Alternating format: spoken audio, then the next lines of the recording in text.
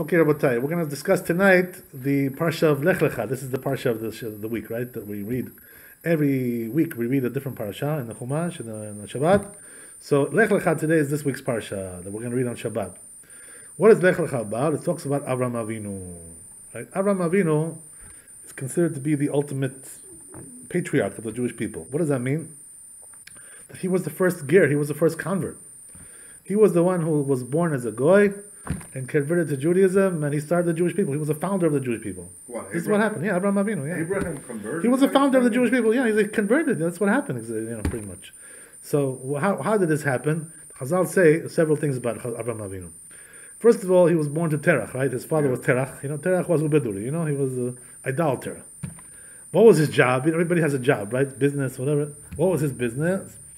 He had a store where he sold idols, the statues, idolaters. That was his business. So they say to Chazal, there's a story about this, it's a very funny story. What's the story? The story goes that Terach, as we said, his father was a seller of idols, idol dealer, right? Some people sell antiques, some people sell idols, So what happens is now that Avraham Avinu hates this, can't deal with it. Why? Because they say when he was 3 years old, with his own intellect, with his own mind, he realized, he understood that there's a God. There's only one God. He had that, ability to know, to understand. He was a very smart man, very big genius. So he had the ability to understand that there's only one God. By the age of 3, he already had that down. No doubts in his mind whatsoever. So what happened was, from that age on, he was he was a Jew. He was, in other words, he was a believer. Monotheistic. He was the first monotheist that ever lived. So not the first, really. The truth is that there was people also before him, but he was, in his generation, he was the only one, pretty much. The whole generation was against him. The whole generation was idolatrous. He was on one side, and everybody else was on the other side. That's what it was, right? So what happened was, Avraham Avinu, at the age of 3, as we said, he already knew. So now, what happens is that he goes to his father, right? Goes to his father's store. Sometimes you go to your father's store, your business, you go there. So he sees these idols, and it very much incenses him, that his father is an idolater and also sells idols. What does that mean? He causes other people to sin by, serving idols and buying them, purchasing them, all kinds of things like this, right? The worst business you can get into. So what happened was like this, right? That one day, Terach is going on vacation, has to go somewhere. So he tells Abraham, listen, my son Abraham, can you take care of the store for me, run the store for me for a couple of days. I have to go out of town, right? So what happens is the Terach goes away, right? And where did he go? I don't know where he went. The Catskills, Everglades, whatever it is, right? He went somewhere. So he comes back, and when he comes back, the whole store, with all the idols was obliterated, destroyed. I don't know if this was an insurance job, like they do on 47th Street, one of those, whatever. But the point is like this, right? That he comes back and everything is obliterated. All the idols are destroyed, hammered down, knocked out, totally disintegrated. So he tells Abraham, he says, what happened, Who did this? What happened? Who destroyed all my idols, all my statues? This is all my money, this is my business, this is my livelihood. So it tells Abraham to Terach, he tells him, he says, what's wrong with it? What's wrong, Abba? You know what happened? He says, I'll tell you how they get damaged. It wasn't robbers, it wasn't crooks, it wasn't an insurance job, like they do over there, right? One of those, right? No. He says, what happened was that these idols, they're competing with each other, one god against the other. So he says, they got up with each other, they fought, they had a big fight, and one came out and knocked out the other and destroyed. That's what happened. They destroyed each other like that. There was a big fight between them. So tells him Terach, he says, what are you joking me? He says, these things are dead, they're a piece of wood, piece of metal, piece of scrap. What do you play games with me for? What telling me that these things they killed each other? He says, what do you think, I'm an idiot? What really happened? So he tells his father like this, says, if you really know that they're just a piece of wood, why do you worship them, if that's the case? He caught him, you understand? He told him, he says, why do you worship these things? You know that they're just a piece of wood. You don't believe that they're alive. You don't believe that they can do anything for you. So why the heck do you worship them? Why do you sell them? Why do you work in this business? This was what he tells his father, right? So his father goes crazy, goes nuclear. He lost it, totally lost it. So what does he do? He goes to the authorities and informs on his son. He says, my son, this is what he did to me. You gotta do something with this kid. He's a degenerate, So what happened? The authorities came and they arrested him. Who was the authorities at that time? The king his name was Nimrod. Who was Nimrod? Nimrod was the son of Ham. That we talked about last week, that guy, who did that to his father? Nimrod was the son of that guy. From that family. You understand? So, since Ham was a very bad boy, as we said, he was a big Rasha, Nimrod also took after his father. He was also a big Rasha. So Nimrod, they say about him, what does it say about him?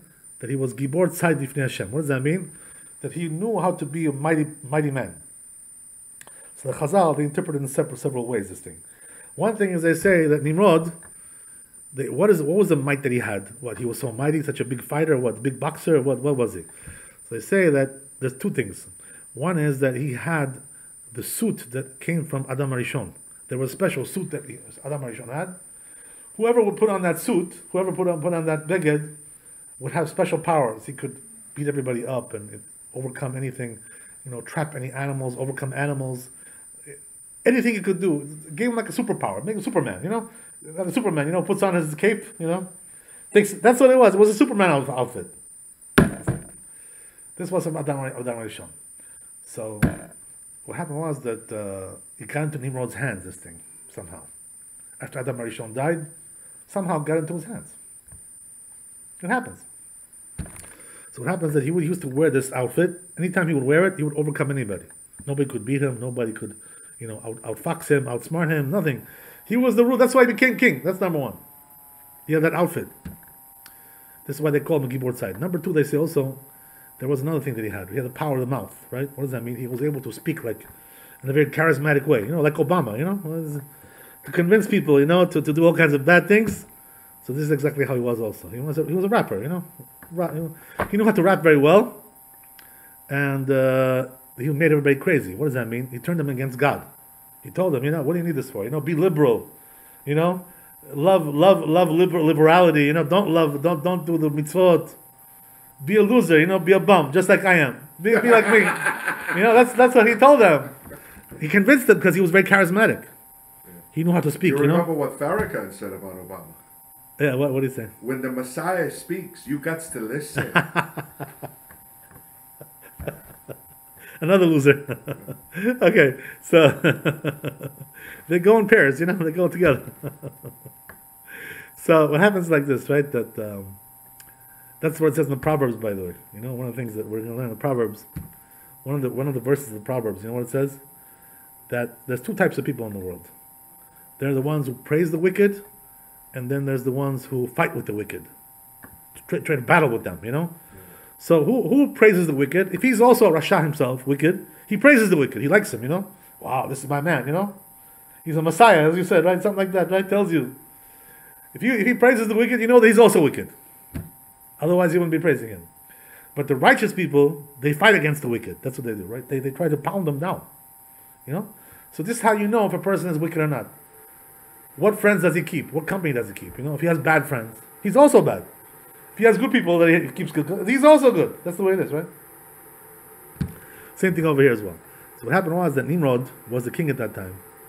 And he was also a very bad character, as we said. So what happened was he comes and he sends people to arrest Avram Avinu and put him in jail. They put him in jail, How long was he in jail? Chazal said he was in jail for 10 years. Can you imagine? He did hard time. Rikers Island, one of these things, right? Not Otisville, like Michael Cohen over there, right? Not like that. Otisville is like a hotel over there. It's like a 5-star hotel you get over there with those white-collar people over there, right? So what happens is that Avraham Avinu spends 10 years in jail. Why is that? Because he rejected idolatry. Can you imagine? In those days, if you did that, you were like communism, Stalin, what they say about Stalin, right? They say that anybody he didn't like, he would either send him to the gulags, destroy him over there, with hard labor, or he would have him assassinated. There was a whole thing about how he did this. He had like a system. It's really, the truth is, it's not really so clear who killed more people. Was it Hitler or Stalin? Some say Stalin killed more people. Right, exactly. Yeah, Stalin was a big butcher. He was a mass murderer. Right, exactly, something like that. He used to just eliminate people. He had like a special person that did this for him.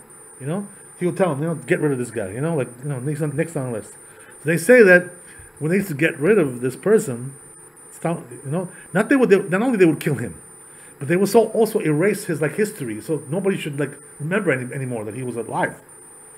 They would remove him from all he was totally erased. This guy, totally wiped out. So Nimrod was also like this. You understand? He put him in there for 10 years. So in the end, what happens is that Nimrod, before he puts him into the jail, he gives him a chance, to do clemency. This kind of thing, right? To forgive him. So Nimrod brings Avraham Avinu over before he puts him in jail. He tells him, listen, he says, I heard that your father's complaining about you. You destroyed his idols, you mutilated them. What's with you? How do you do such things like this? This is terrible. So Avraham Avinu tells him, he says, listen, don't you know those idols are worthless? They're not nothing. They're a worthless piece of wood, a piece of metal. What do you want me to do? What, you want me to believe in that? So Nimrod tells him, he says, he says, listen, he says, you have to go with the flow in life. Don't be such a rebel. Everybody else goes in this way. You also go, remember you used to tell me, right? There's billions of people who do this. That's what he used to tell them, this is the majority were idolaters, so you also do. Why do you have to be such a troublemaker? That's what he tells them. So Abraham tells him, he says, I'm sorry, but, I have to go with the truth. I cannot be a liar. What, you want me to go with the majority? Go with the flow, go with I don't do that. I go against the tide.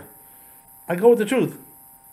So Nimrod tells him, he says, listen, buddy, listen, my little kid, let me tell you, my son, listen, son, cut it out, cut the, right?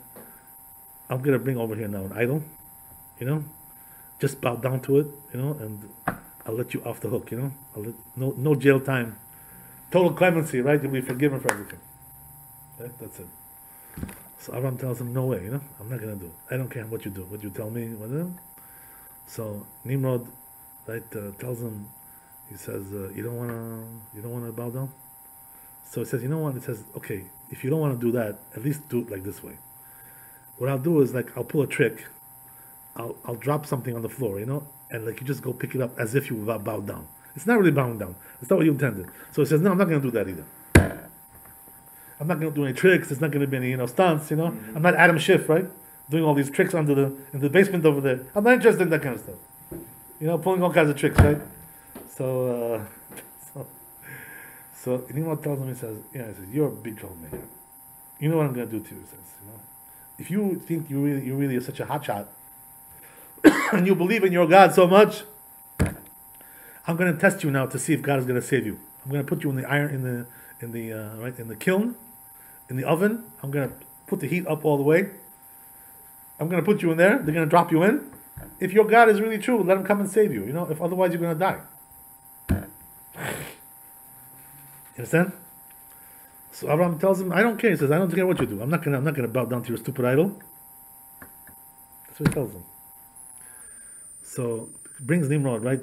Tells Nimrod to the people, turn up the heat in the oven, turn it up super high, full blast, broil function, right? So they turned it up, and they threw him in there. So what they see over there, right? That the angels came to protect him. He wasn't unharmed, unscathed. So they took him out from there. They saw, right, that his God was really real, So this is what happened. He made a big Kiddush Hashem.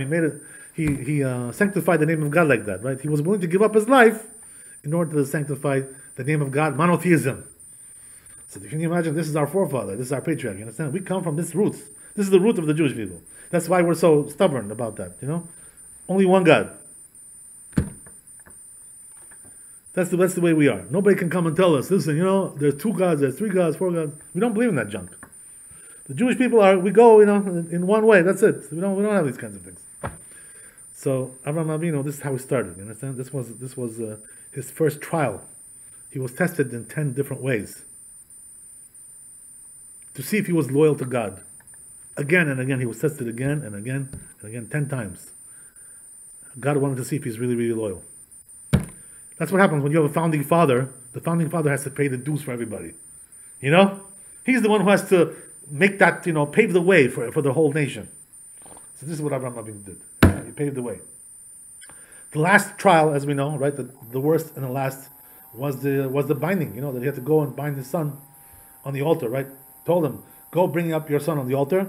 So he thought he had to kill his son. And he was willing to do it.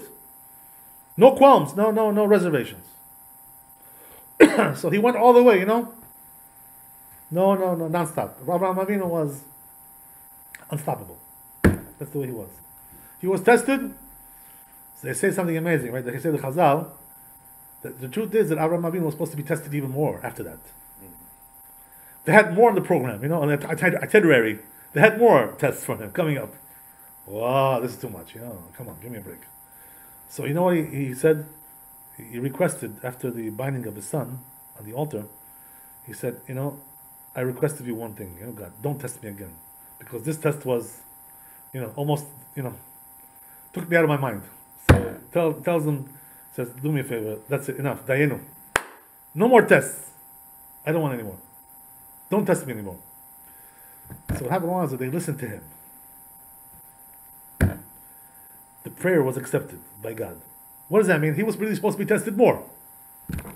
10 plus 10, bonus, right?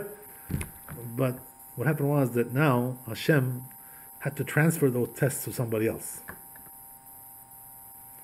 In other words, in this world, when you have some program, that program cannot be abandoned altogether. So since Avraham Avinu didn't want to be tested anymore, he had to now transfer over the test to somebody else. Who was it transferred to? So the Chazal say it was transferred to Eov. Right? Eov was also a big tzaddik. He lived like a little bit after Avraham Avinu. So what happened was that Eov was tested very, very greatly, very severely. How was he tested? Came on him all kinds of diseases and boils and pain. He was in excruciating pain and disease for like 1 year. And before that also he lost all his wealth. He lost all his money. He lost his children. They all died, lo aleinu, everything. He lost everything. So why is it that Eov had to pay the debt for Avraham Avinu? What's the reason why? So the truth is, you know what they say, right, in the Zohar Kadosh? They say that Eov was also involved with this somehow. What's the involvement? The involvement is that they say Terach, his father, Avram's father, the Gilgul of Terach, the reincarnation, was Eov. So therefore, since he did the sin of what he did in his lifetime, the idolatry, squealing on his son, informing on his son, having him put in jail, so therefore he had to take the tests now, in order to alleviate, in order to rectify what he did in the last lifetime. So therefore, Eov was the one who was tested for the later test that Avraham Avinu was supposed to get.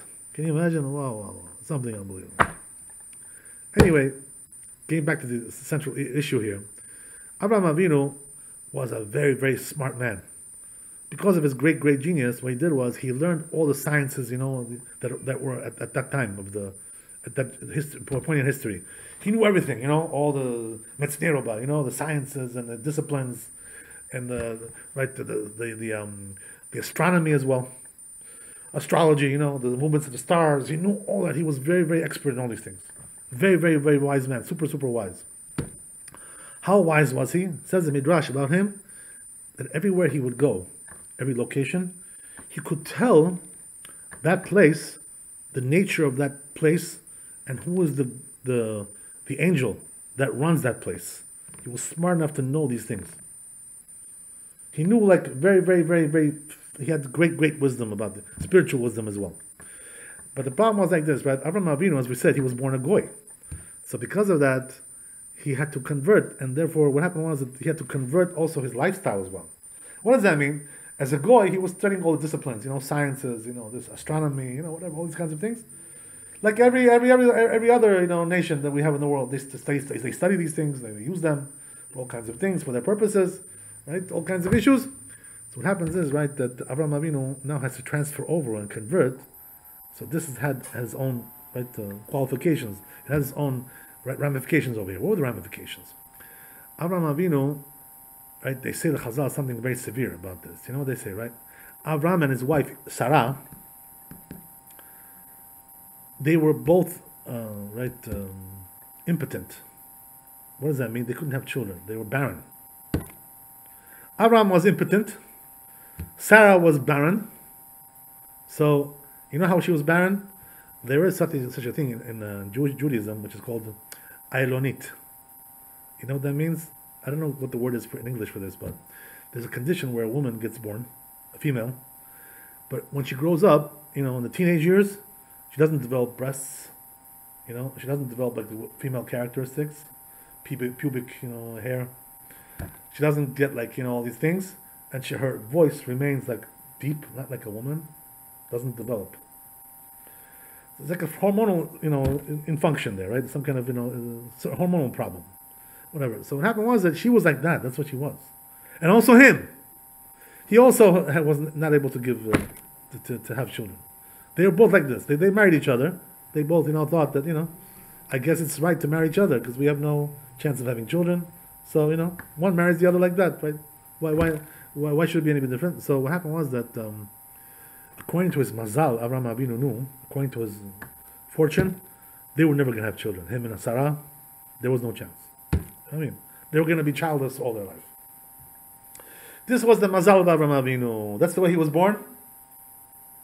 So, therefore, Kadosh Baruch Hu tells him in this parasha, right, Lech Lecha, go now.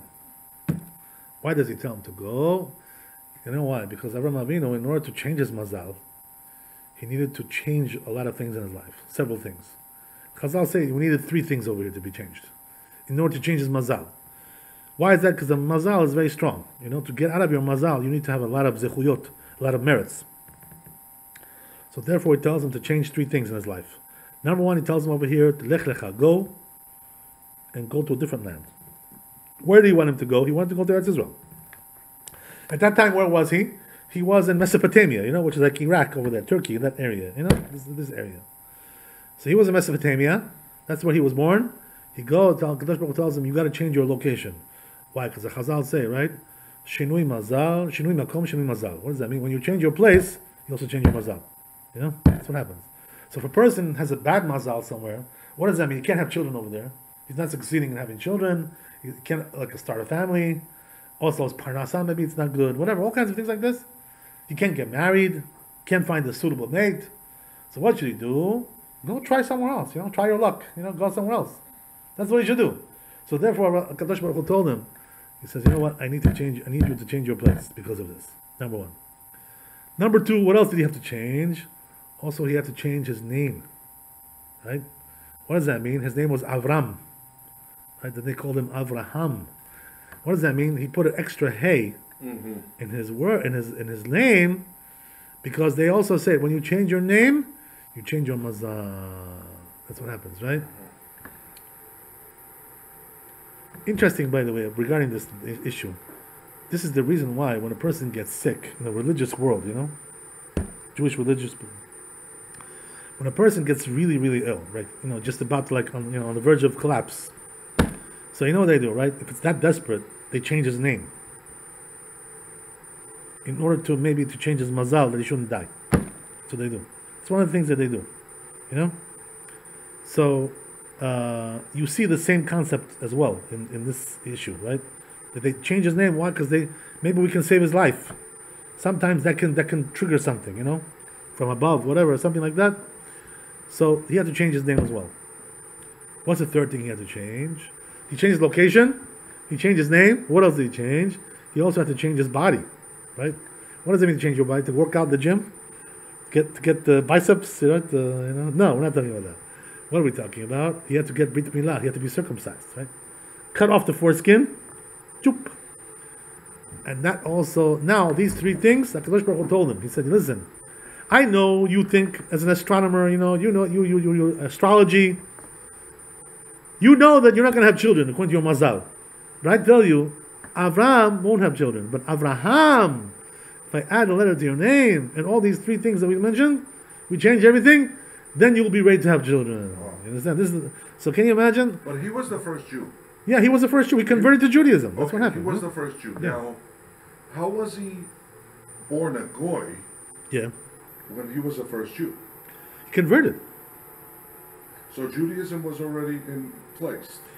So what's the story? The story is like this, right? When Adam Arishon was born, when HaKadosh Baruch Hu made Adam Arishon, all those generations that they had after that, how many generations from Adam Arishon to Avraham Avinu? You know how many there were? 20. 20 generations. What does that mean? That Adam Arishon was the first generation. The 10th generation was Noach. That's what we talked about last week, right? 10 generations after Noach came Abraham. So 20 generations between this and that. That's what happened. You understand? So what happened was that in those 20 generations that passed, there was no such thing like there was no such a thing as as Goy and Jew. No such a thing like that. Right. So what was it? Everybody was the same. You know, all men are created equal. It sounds familiar too, right? What does that mean? That if somebody wanted to learn Torah, there was a place to learn. There was yeshivot that they had. So it was optional. If you want to go and learn, you're not obligated to go and learn. But we already had the oral Torah. So the thing is like this, right? That the Torah was given to Adam Arishon. Right? The whole Torah was given to Adam Arishon. He passed it down to his, descendants, but only the good ones, because the bad ones were wicked, so they didn't want to get involved in that. You understand? There was a chain of command. They passed it down. So Avraham Avinu. Orally. Yeah, orally. Yeah, it was orally. Yeah, there were some books also, but sparingly. There were some books, but very sparingly. Most of it was oral, as you said. So they had yeshivot. They used to study in yeshivot.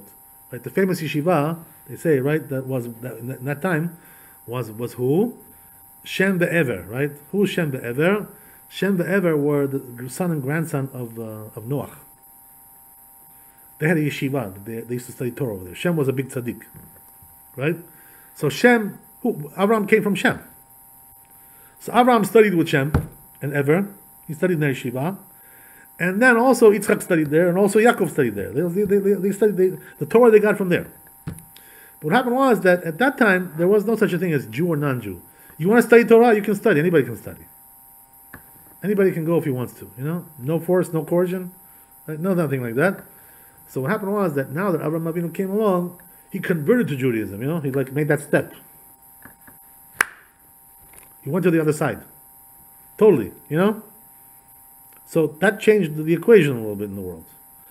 It was also changed even further when Moshe Rabbeinu came. Right? When Moshe Rabbeinu came, the Jews, they all stood on Mount Sinai. They received the Torah. So that was totally separation now between the Jew and the Goy. There was total separation. But before that, it wasn't so clear. This separation. It wasn't like that. So Avraham Avinu was the first Jew. He converted. So what happened was that he had to change three things in order to change his mazal. Can you imagine? That's how difficult it is for a person to change his mazal. Interesting issue with this mazal, right? Mazal business. What depends on mazal and what depends on merits? That's the question, right? How does a person know? Let's say if I'm a good boy, I'm a tzaddik, so will I get everything I want, or is it up to mazal? So what's the answer? The answer is, the truth is that it depends on what you're talking about. Says the Gemara, everything depends really on zechut, on merit. Except there's three things that depend on mazal. What are those three things? Says the Gemara, we're talking about parnasa, we're talking about children, right? And we're talking about longevity, lifespan. These things depend on mazal. So, what does that mean? That these things are very etched in stone, kind of. Like when a person is born, he can't really leave that framework so easily. As we said, Avraham Avinu had to change three things in order to get out of that his mazal. You understand? So what does that mean? Most people don't have this merit to get out of their mazal. They stay wherever they are. That's usually what happens. In most cases, right? But they say also, as we said, right, where there are extreme cases, sometimes we tell a person, listen, move to a different location. Or we tell them, listen, change your name, add a name to your name. We don't really tell him to uproot the name that he has. We tell him to add a name. What's the reason why? By the way, there's unfortunately, there's one rabbi who does this over here. Who's a famous rabbi. What he does is he uproots people's names. People come to him. He tells them, "Oh, this name is no good. Can that name? I'll give you a different name." The truth is that I was told by the Mikubalim, the Kabbalists in Eretz Israel, I was told by them that they should not do that. Also, Maran Rav Shalom, Rav Ovadia Rav Shalom, he also told us that the name should not be uprooted. The truth is that by us, in Eretz Israel, when we were there, even the people who were very, very sick and they had to, change a name or something in order to maybe we could save their life, we never uproot the original name. What we did is we would add a name. That's what we do. So uprooting the name is very, very bad. What's the reason why? The only time that we uproot the name, you know what it is? When the name is very bad. It's a very poor name. Let's say it's a name of Rasha, Esav, Nimrod, names like this, right? We don't want names like this. This is a very bad connotation for the person, right? That means it's going to have some kind of bad influence on him, this name. So if it's a really bad negative name, which has negative connotation, so then we uproot the name altogether. That's fine. But I'm talking about if it's not such a bad name, normal name. Nothing really bad about it. Mm-hmm. Let's say, a person calls his son Alexander, it's not nothing wrong with that name, Alexander. It's nothing wrong with that. So they can keep that name if they want. They could also add a name if they want, some Hebrew name as well. Because Alexander is not a Hebrew name. It's a Goyish name, but it has good roots somewhat. I don't want to get into that now, but the point is that when it comes to names, we don't uproot the name. So here also, Avram, what did the HaKadosh Baruch Hu do to Avram? He didn't uproot his name. He added a letter. Mm-hmm. To uproot the name, very bad. This is not something that we do, right? So I think that this rabbi, unfortunately, I want to tell people that they should know. They should not do this because I was told by the big Chachamim that the name should not be uprooted like that, for no reason. Because what happens is that when you uproot a person's name, it can harm him. Mm-hmm. What's the reason why it can harm him? Because that name is given by his parents when he was born, right? That's what happens. So what happens is that the Arizal says, one of the big Kabbalists, he says that when a child is born, HaKadosh Baruch Hu puts in the mind of the parents to give him the right name for that person. It's like a Ruach HaKodesh, some kind of a prophecy there. Mm-hmm. Every parent has this kind of prophecy. So therefore, HaKadosh Baruch Hu puts in the mind of these people to give them that name. Mm-hmm. So now what you're doing is you're uprooting that name, and that name is the right name for that person, and that's his mazal, that's his life, that's his whole. The name of the person is his mazal, is his life, lifeblood. You understand? So therefore, when you uproot that, you're like totally changing his destiny, and you should not do that because he was meant to have that destiny. This is the reason why, right? We don't want to uproot names. So therefore, I want to tell people, this is not the way to go. You can add a name, but don't uproot any names. How do you go about doing this? How do you add a name? Yeah. Very simple. You pretty much tell people, like I added a name, and you can also do it on your documents. You can do it on your records as well. Yeah. You can also do it on your records. Come join us. So We have a phone. okay. So you understand? This is the way it's done. You can Well, also put in your documents. Do you need any rabbinical intervention with this? Not really, to be honest with you. No. It doesn't really need an intervention so much. So you basically do it at your own volition. Right, you tell people, like I'm adding a name to my name, Yeah, and yeah. try to use it somewhat as well, I right, see. to have some kind of a use. Interesting. Somebody should call you that name once in a while. That's the idea, right? So this is what happens. Now, what happened over here, Avraham Avinu, he had to change all these three things. So Chazal tell us that these three things are dependent on Mazal that we just enumerated. Also, the Zohar Kadosh has the same thing, right? Like the Talmud as well. Mm-hmm. That these things depend on Mazal. But the Zohar Kadosh elaborates on this even further, goes deeper into this issue. What does that mean? It says the Zohar Kadosh that these three things, which are dependent on Mazal, it's not just irregular Mazal, because there's also regular Mazal, which is what? The constellations that we have in the solar system and the universe, all kinds of things like this, the planets. But there's also another type of Mazal, which is something like higher Mazal, something higher, on a higher level. Yeah. And these three things are depending on that high Mazal.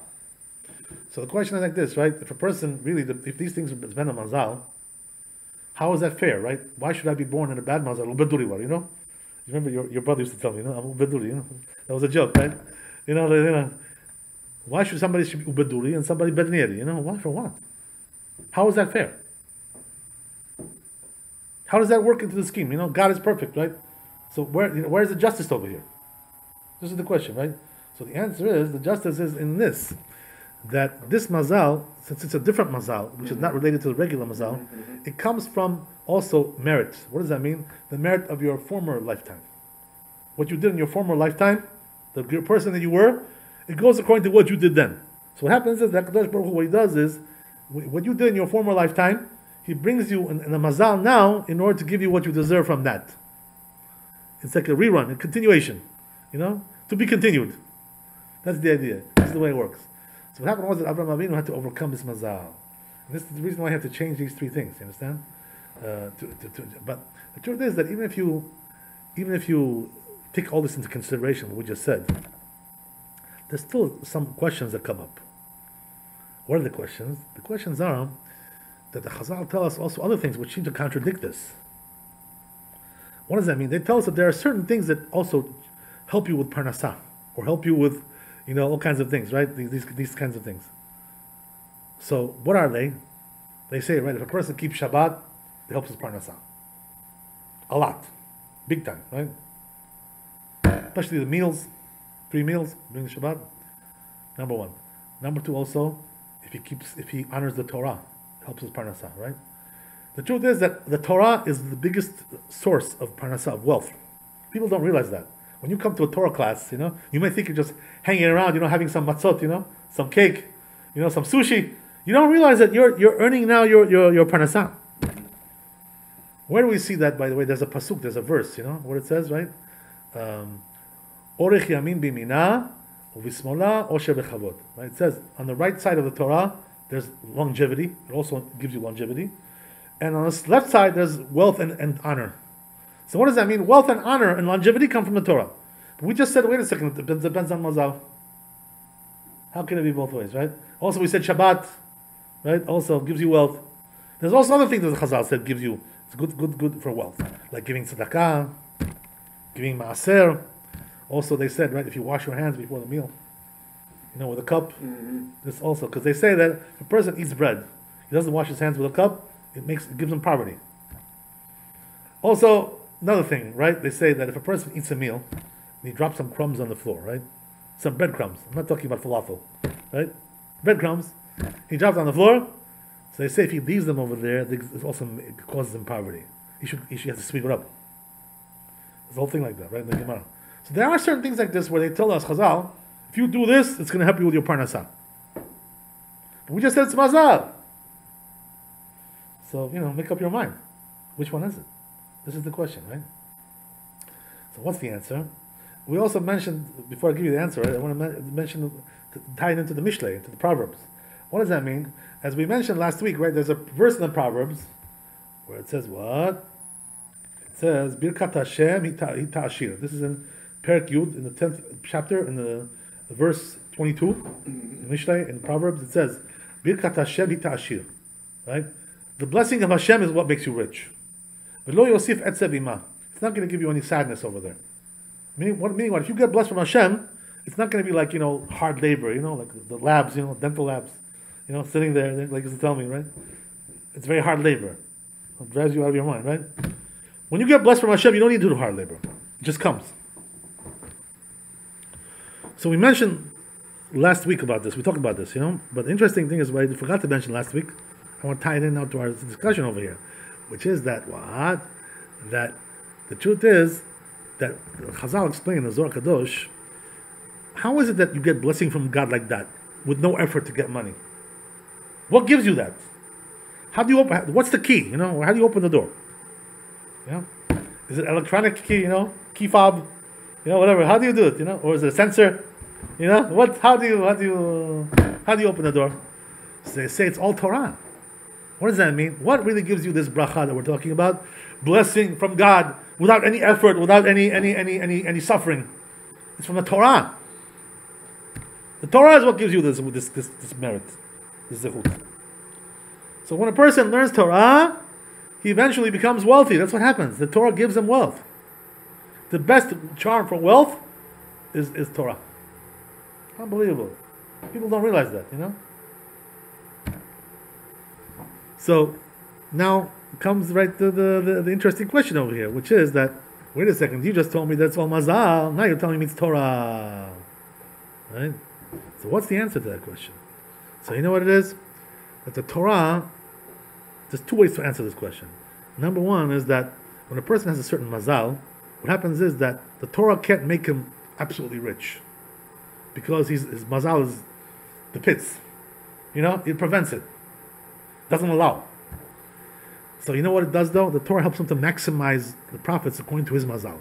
In other words, it gives him that maximum output, Supercharger, puts that maximum, direct injection. You know what I mean? It gives you that efficiency. You can increase efficiency, right, in this world, in anything.